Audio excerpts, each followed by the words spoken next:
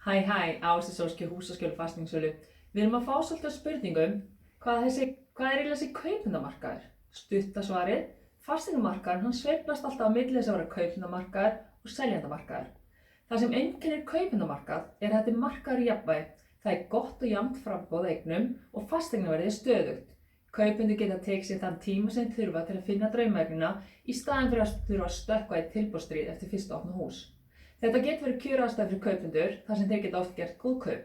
En það er rosalega mikilvægt að hafa í huga að þó þessi kaupendamarkaður þá þýðir það ekki að eignir séu allar á brunaútsölu. Í fréttum í vikunni hjá MBL var talað gífurlegar verðlækkanir og þeir sögðu að það séu dæmi allt að 6 milljón króna lækkun á kaupverði. Síðan bætti við að þetta sé reynda fyrir kaupendur sem kaupir 100 milljón króna. Þú veist, ef þú skoðar málið, það er alltaf hægt að fá magnsafslátt. Hvort þú vilt kaupa skrúfur, gallabuxur eða fasteignir. Í dag eru margar leiðir til að finna út rétt kaupverð á fasteign. Einfaldast er hreinlega að biðja fasteignalána sem eignir á sölu að sýna kaupendum verðmatsútreikningana fyrir viðkomandi eign og í kjölfarið auðvelt að taka upplýsta ákvörðun út frá þeim gögnum. Ef þið langar að vita meira eða ert með spurningar um fasteignamarkaðinn, hafið þá samband við ykkur á Húsaskjóli. Hlökkum til að heyra.